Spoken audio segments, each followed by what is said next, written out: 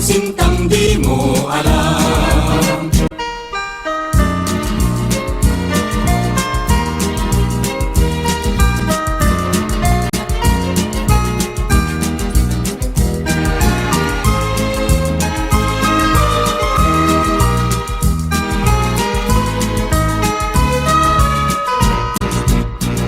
Ikaw ang mahal kong tunay na tunay. Ang laging panaginip ko'y tanging ikaw.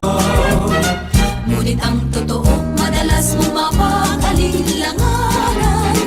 Ang puso kong tapat sa pagsintang di mo alam. Ang pag-ibig kung lubusan, kay hirap maunawa.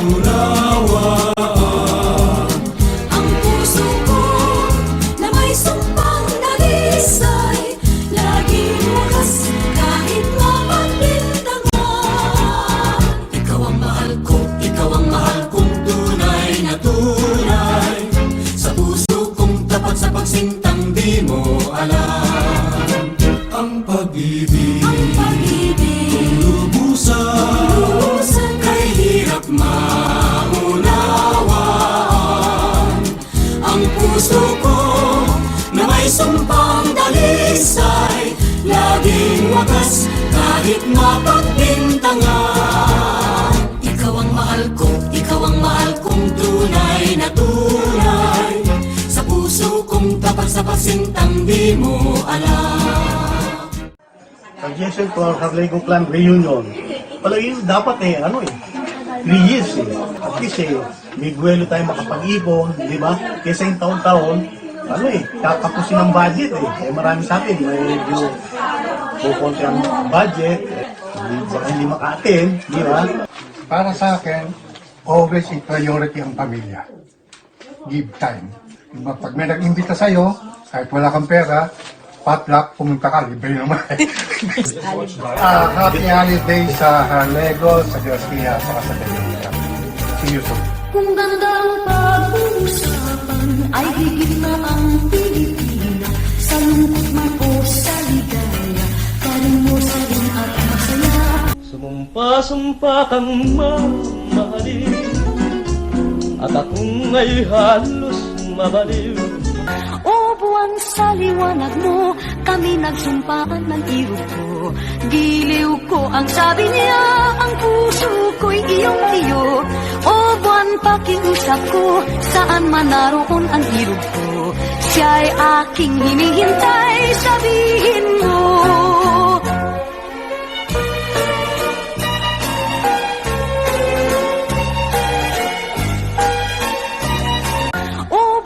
Sa liwanag mo, kami nagsumpaan ng irog ko. Giliw ko ang sabi niya, ang puso ko'y iyong-iyo. O buwan pakiusap ko, saan man naroon ang irog ko.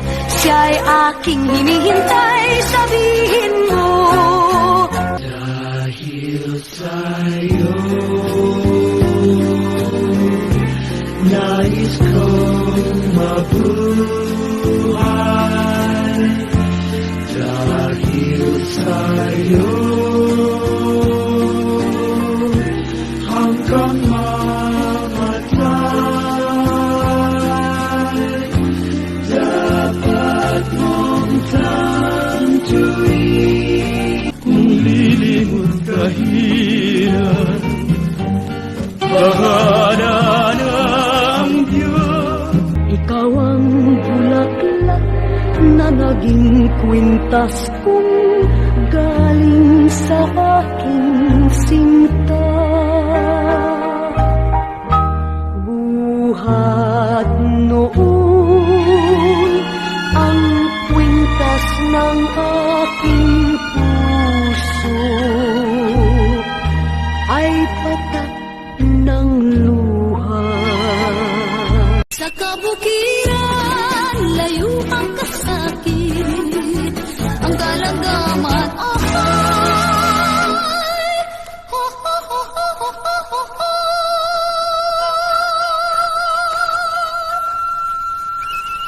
ay nanag-awit. Kaya pala nanag langis ay dahil sa ako ang kanyang iniibig.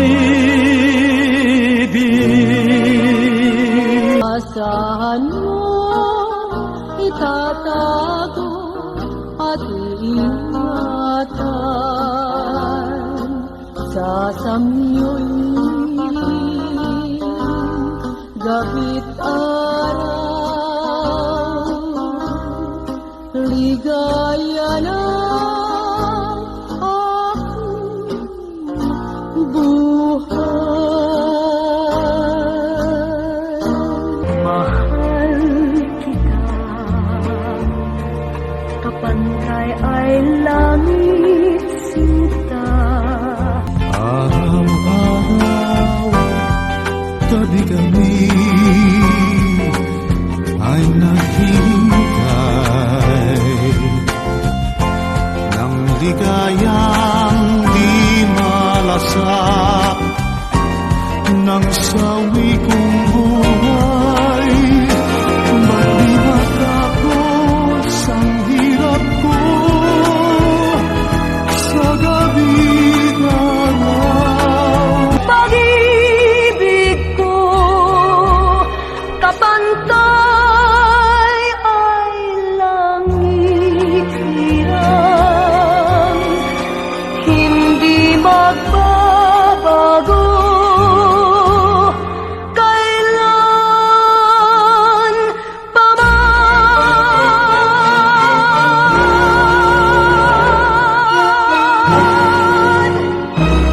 Good afternoon, everyone. We're the De Leon family from our Tita Lorna De Leon po. Previously, Ako po yung pinakamatanda. so I'm sa De Leon, De Ang na po ngayon. Currently, I'm the officer in charge of LTO Manila South po. So, pag may kailangan po kayo, along UN Avenue, dun lang po. Walang eksakto. Ako po si Ramon De Leon, ang pangatlong anak ni Benigno De Leon. Kaya yun ang dahil sa amin sa Clemente ka, dalawa lang ang magkapatid. Kaya pareho may mga pamilya na nga, si ate, then apat na anak. Pareho naman, tatlo. Kami naman, tatlo din ang apat na naging anak namin. Marami tayong mga pinagdaanan at very close kasi yung engagement ko doon sa Harlego family eh. Masaya. Ako si Armando Harlego, ang pangatlo sa 5 anak na Aquilino. Ang kasama ko ngayon, ang misis ko si Lorna. Saka ang anak ko si Sandra. Sandra po, currently working po sa Department of Agriculture, Office of Secretary po. Lahat ng mga bata noon na aalis ang mga magulang namin, iwanan kami lahat ng tradisyon. Kami lahat doon ay kaya siya ang pinakananay namin, kami lahat ay puro ng anak, parang anak kami ng mga tradisyon. Pero sa kabila ng pagiging may difference niya, nire-respeto siya ng buong pamilya ng mga Harlego. Kasi siya yung fair. Kaya sa kumisan, nag-aaway-aaway tayo, hindi ba? May away-away yung mga lahi. Pero siya yung fair, hindi siya basta kakampi sa isa. Dapat pinitignan niya lahat. Saka talagang inanay niya yung pagiging parang, siya yung parang nanay talaga. Kaya siya, kung lokohin niya din ni Lodging, wala nga lang dito si Lodging eh, no? Kung lokohin niya ni Lodging, pagka umuwi si Lodging doon, sasabihin kay Mitchell, magluto ka na ng manok. Sabi gano'n. Ano na, yung, Parokya! Pinatatakot na yung manok. Parokya! Eh siguro si Mitchell naman ang sabi, muna ina mo. Ako naman, we experience the kindness of Diche. Noong unang-una kami ikasal, pagkatapos namin kasal visit sa Nueva Ecija, doon, si Diche nagkasikaso sa amin, and then sa kauna-una ang pagkakataon, nakatikim ako kumakain pa ako ng manok nun eh. Na sinampalukang manok. My husband died last year, so nag-iisa lang ako sa bahay. So, medyo naka-adjust na ako. I'm traveling para makalimutan ko yung wala akong kasama. Hi, name's Oliver Garcia. I'm the eldest son of a first cousin that you all know. Unfortunately, he wasn't able to come today. He's kind of under the weather. But it's so nice to reconnect with people that I haven't seen in decades. Cousins I haven't seen in literally 40 years, and cousins I haven't met. Now, susunod tayo sa pinakabunso, pinakabatang anak. Ito yung may pinakamarami namang anak sa lahat. At yun ang pinakamaraming nandirito ngayon. Sa pamilya ni Mama Iking, ni Dad, ni Iking Harlego. So siguro, wala dito si Ike, iniwan na tayo ni Ike, wala naman si Totoy at hindi nakasama, nasa Canada. Wala rin si Login, na siyang dapat mag-lead din. Alam mo naman, mga lalaki muna eh. So, ang natitira na pinakamatanda. Tama ba yung matanda? Happy birthday to you. Happy birthday, happy birthday. Happy birthday to you. Thank you, thank you. Pinapahiyak niyo ako. Si Daddy din kasi wish niya. Si Nanay, pinagaw ko ang pamilya. Yung closeness. Diba? Kaya yun ang tinatry namin lahat. Sana mga generation, next generation, ganun din sana sila. Ako si Edwin, panglabing isa sa anak ni Daddy. Pangatlo sa bunso. Pinapakilala ko ang aking asawa na si Divina at ang aking anak si Justin. Unfortunately, yung pinakabunso ng babae nasa Edmonton pa ay buntes. On the way kasi. Siguro yung ambush question kasi ni Kuya Totoy. Sabi niya, ano ang legacy na beautiful memories ni Daddy na maiiwan sa atin? Yun nga, sabi ni Ellen, ang pamilya ay dapat sama-sama. So, I thank God, kami ni Jezreel, ni Cherise, nagpapasalamat kami that God is so good that naranasan ko ang kabutihan ni Daddy at ng buong Jarlegos. Ang sabi ko nga, medyo talagang tumatanda na tayo, nag-iiba na yung panahon. At baka eto na yung huli. At saka, di ba, dito at masabi yung panahon, di ba? Eto na yung ito na yung una at huli na pagkikita. Dahil, ang karaniwan nangyayari kasi, nakikita-kita tayo pagka meron namamatay. Di ba? Pero mga ganito na sitwasyon, bihira. Oo. Kaya, pagpasalamat natin itong araw na ito, tayo nagkasama-sama mo. You will always be a great part po namin. Thank you po na nakarating po kami. God bless all. Ito yung one and only. Only po iho ko. One of one. Okay. Yung, tawag dito. Siyempre, kamukha ko rin. Magandang lalaki. Hi, I'm Derek. I guess I'm a social worker in Canada, so I tell you my occupation. And while I have all your attention, please do not touch my right arm. Ako nga pala si Ito Carlego, pangwalo. Thank you po. Sa magkakapatid. Ang nag-iisa kong asawa si Bessie. Alis ako eh. Alam mo yung mga Carlego, pinutin. Siya lang ang asawa ko. Salamat po sa masayang banding na ito. But that is true. When I really am very, very proud to say I never saw Nanay and Daddy quarrel when I was growing up. Never. And so I thought people never quarrel until I got married myself. I'd like to thank Sam McGill for sponsoring my visit. Thank you. Pakilala ko muna si Susan, my beautiful wife. Bakit sabihin kita mamaya? Yung nakita ko sa pamumuhay ni Dad, si Dad ay, he wanted to go to the province always. No? And with his mga sons and daughters. Kaya he loved his fruits and his roots and his fruits. Kaya nga yung legacies sana for us to continue. No? Love the roots and the fruits. Si Edna yung nagdala sa amin sa Canada, na siya yung talagang, kumbaga, naghirap na daling kami doon. Una-una, tourist lang siya dumating doon, wala siyang kakilala. maski na sino. So, ang nangyari sa kanya, pumunta doon as a babysitter. Nung nagpunta siya doon, wala siyang inisip kundi yung pamilya niya madala niya doon sa Canada. Hello po, ako po si Janela. Anak din po ni Cleng, ako ni Lodging po. Sorry po, wala po sila daddy tsaka yung mga tiyan ko. Medyo, may mga sakit kasi sila, so hindi sila makabiyahe. But thank you for inviting us. Ako nga pala si Billy, ang panganay na anak ni Totoy.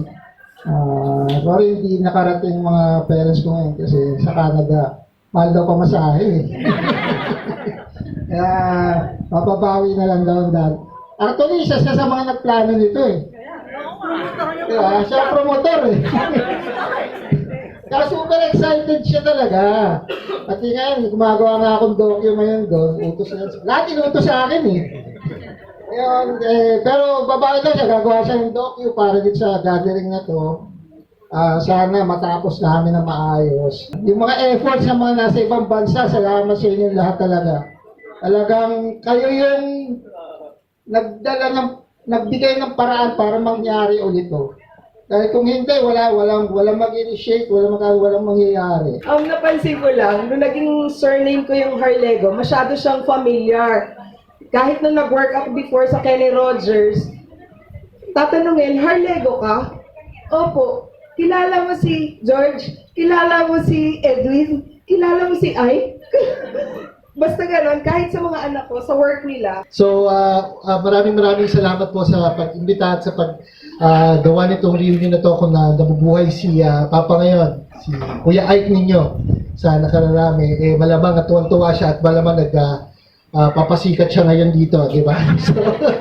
So, siya na naman yung parang papasikat dito. Sabi nga ni na Billy, may mga kwento sila, Kuya Billy kanina, na pagka-Harlego, totoo yun, no? Kahit ako parang, talaga, kaano mo si Ay, kaano mo si Lodging, tatay ko po si Ay, ganito. Talaga ba't di ka nag-artista? Dahil ka lang, parang ako naman. Kasi ayoko ng showbiz Ito ang ko.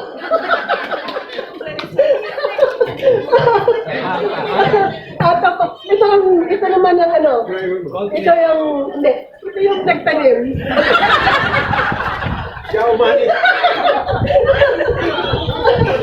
Kaya, parang kami na yata ang pinakamalaking pamilya, Kami ang pinakamalaking pamilya. Maliban na lang kung nandito si Totoy, dahil yung si Totoy niya, isa lang ang anak mo si Totoy, Si Lodging pinakamarami. Si Lodging kasi mga sabog-sabog yun Ang barong Tagalog natin ay dakila, pagkat siyang ginamit ng bayaning na mayapa. Kung nagsasayaw ka, giliw ng tinikling, kumpas ng kawayan kahit mapatuling, ang mga binti mo'y kay hirap pulihin, singilap din ang puso mo sa pagilid.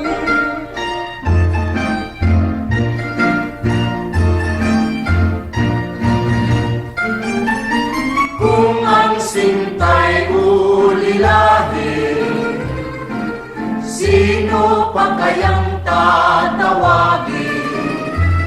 Kung hindi si Neneng Pumili, nagukay layo sa piling, malayo man malapit din pilit ko rin mararating. Huwag lamang masabi mo, di kita ginigiliw. Ginigiliw kitang tunay, alaala gabing araw, at di na mapalagay, lagi ng dililinaw. Sinisinta kita, di ka kumikibo, akala mo yata ako'y nagbibiro. Saksi ko ang langit, sampo ng kanduro, kundi kita sinta, puputok ang puso. Sinisinta kita, Di ka kumikibo, akala mo yata ako'y nagbibiro, saksi ko ang langit, sampu ng kanduro. kung di kita sinta, puputok ang puso.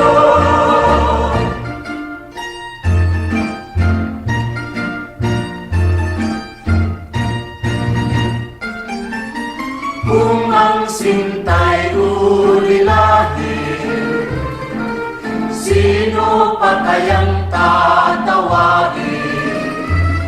Kung hindi si Neneng Ongiling. Naku, kay layo sa piling, malayo man malapit din, pilit ko rin mararating. Huwag lamang masabi mong di kita ginigiliw. Ginigiliw kitang tunay, alaala gabi't araw, at di na mapalagay, lagi nang giniginaw. Sinisinta kita, di ka kumikibo, akala mo yata ako'y nagbibiro. Saksi ko ang langit sa punang kanduro, kundi kita sinta, puputok ang puso. Sinisinta kita, di ka kumikibo, akala mo yata ako'y nagbibiro. Saksi ko ang langit sa punang kanduro, kundi kita sinta, puputok ang puso. Sinisinta kita, di ka kumikibo, akala mo yata ako'y nagbibiro. Saksi ko ang langit sa punang kanduro, kundi kita sinta, puputok ang puso. Sinisinta kita, Di ka kumikibo, akala mo yata ako'y nagbibiro. saksi ko ang langit, Sampu ng kanduro, kundi kita sinta, puputok ang puso. Sinisinta kita, di ka kumikibo, akala mo yata ako'y nagbibiro. saksi ko ang langit, Sampu ng kanduro, kundi kita sinta, puputok ang puso.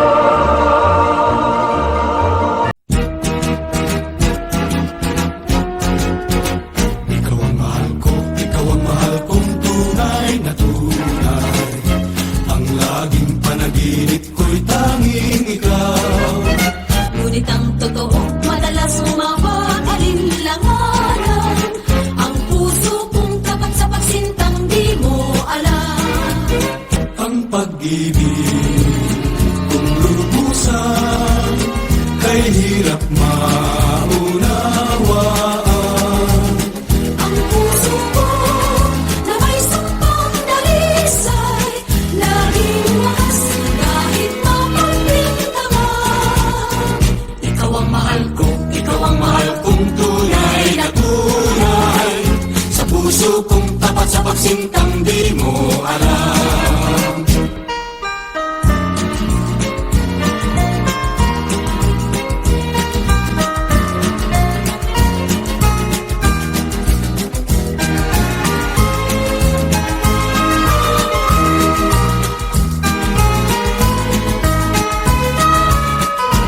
On this cruise, I like my swag and they call it Nippy Jack. On this cruise, I like my swag and they call it Nippy Jack. On this cruise.